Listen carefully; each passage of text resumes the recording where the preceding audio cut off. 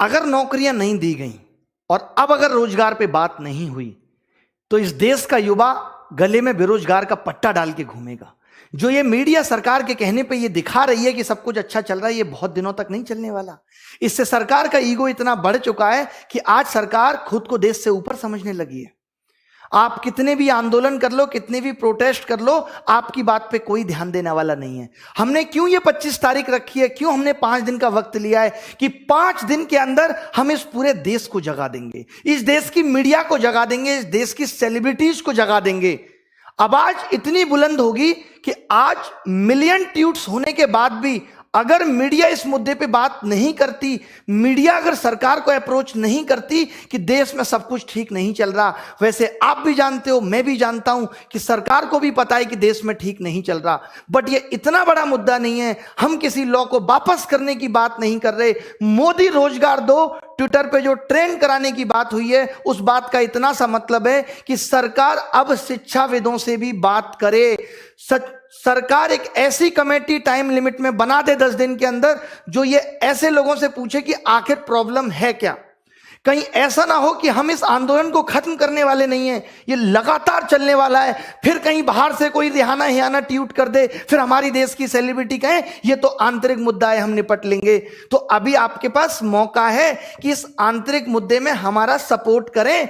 जो कंगना जी रात 12 घंटे से सो रही हैं, अभी तक उनका कोई ट्वीट नहीं आया है। अक्षय कुमार साहब कनाडा में क्रिकेट खेल रहे हैं, उनका कोई ट्वीट नहीं आया है। और पूछता है भारत, अब युवा पूछता है कि तुम कब हमारी खबर दिखाओगे। अर्णब पूछता है युवा कि तुम कब हमारी खबर दिखाओगे। अमिताभ बच्चन साहब आप ही बता दो, कोरोना में तो आपने बहुत न्यूज चलाई, बच्चों से 1-1 रुपया इकट्ठा करके इन सेलिब्रिटीज को भिजवा देते हैं, कम से कम इनसे ट्वीट तो करवा लें। तो ये वीडियो सिर्फ रिक्वेस्ट मोड में बनाई जा रही है कि अगर मीडिया चैनल इस खबर को नहीं दिखाते, उनका काम है कि वो सरकार से बात नहीं करते, तो हम पहले तो ये समझेंगे कि आज भारत देश का, इस लोकतांत्रिक देश का चौथा स्तंभ ढह चुका है। और उसके बाद हमारी क्या ताकत है ये हम मीडिया को भी बता देंगे। हमें आता है बहुत अच्छी तरीके से आपको नीचा दिखाना। अगर आज इस देश की सेलिब्रिटी, आज अगर इस देश का न्यूज चैनल आगे बढ़ा है तो वो हमने बढ़ाया है। आज देश का 2.5 करोड़ युवा अगर परेशान है तो इंटू 5 कर लो, 12.5 करोड़ लोग उससे जुड़े हुए हैं। और उन सब के मोबाइल घर में जब टीवियों में ये चैनल डीएक्टिवेट हो जाएंगे तो उनको समझ में आ जाएगा कि हम क्या चीज हैं।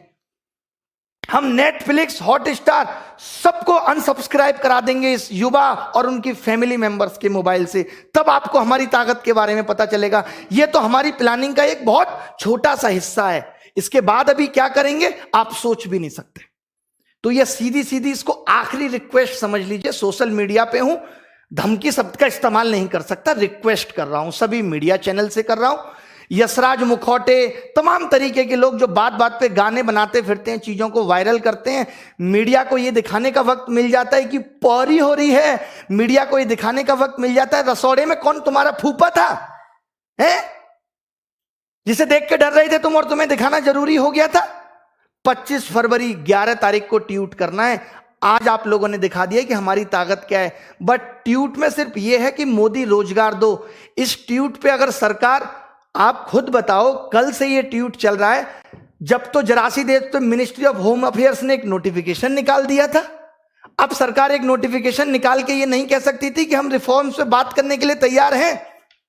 मैं लीड करूंगा एसएससी को, ये मैं बोल रहा हूं, और बाकी के एग्जाम्स की प्रॉब्लम को भी मैंने ये सोच लिया है। ये स्टूडेंट्स से बात नहीं करनी, स्टूडेंट्स को हम रिप्रेजेंट कर रहे हैं, उसकी समस्या को हम समझते हैं।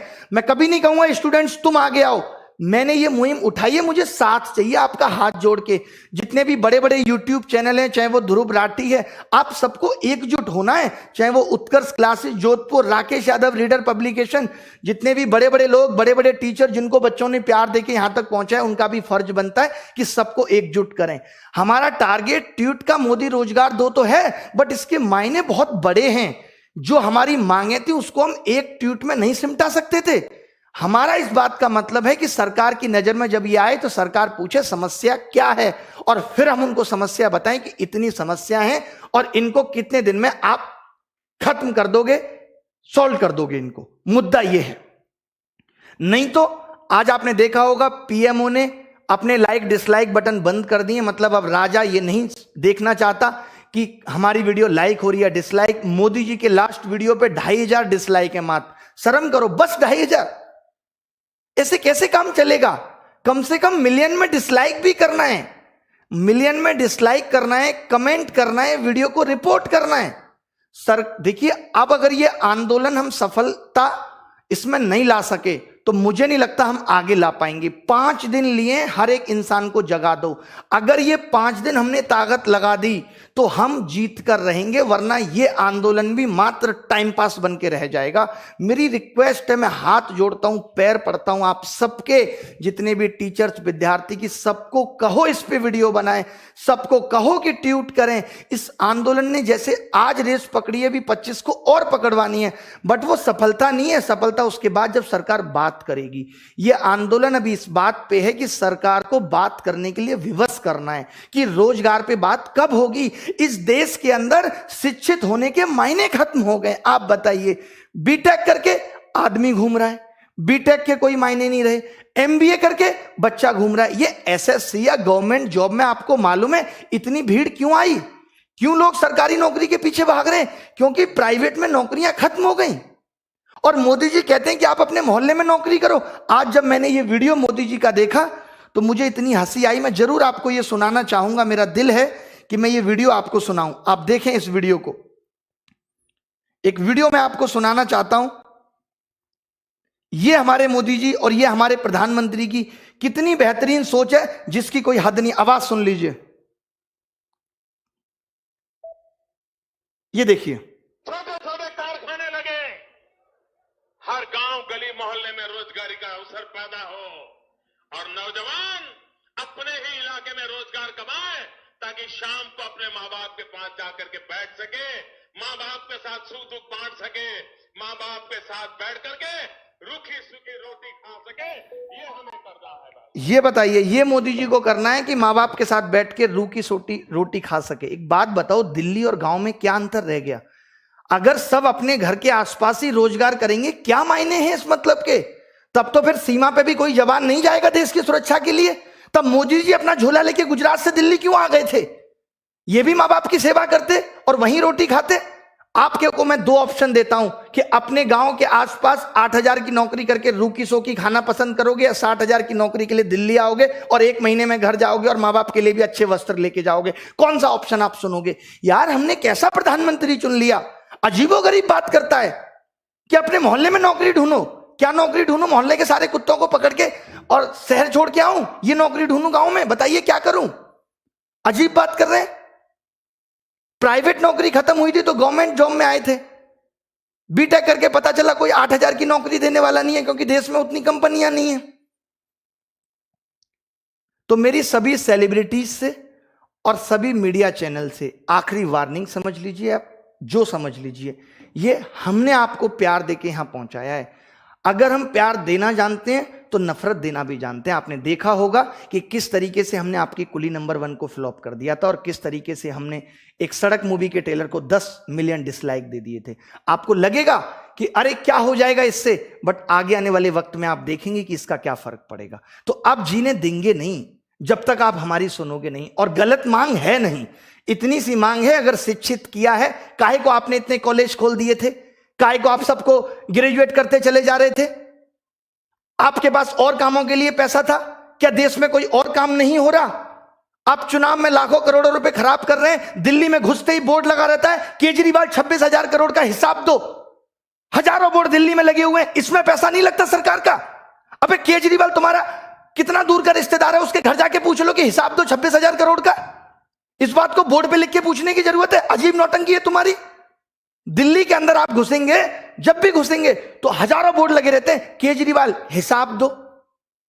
केजरीवाल तुम्हें हिसाब देगा कि रात को क्या कर रहा है, ये सब हिसाब तुमसे केजरीवाल मांगेगा।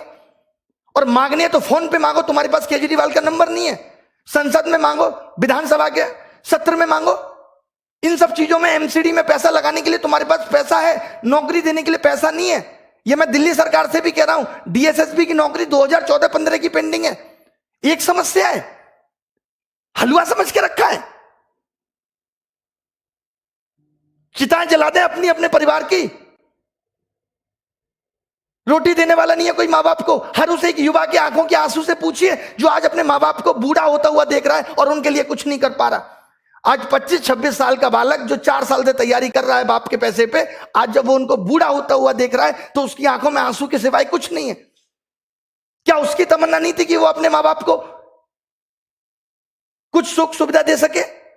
बताइए मोदी जी, आपसे पूछता है, युवा पूछता है, भारत नहीं पूछ रहा है। अर्नब नहीं हूं मैं, इनकी फैमिलियां नहीं है, इनका परिवार नहीं है।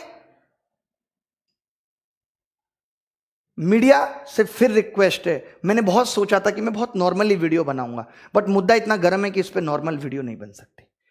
गुस्सा आना लाजमी है, क्योंकि कब से देख रहे हैं, हम भी विद्यार्थी थे, हमने भी 2012 में प्री दिया था, मेंस दिया था, एक सिंगल सवाल गलत नहीं था।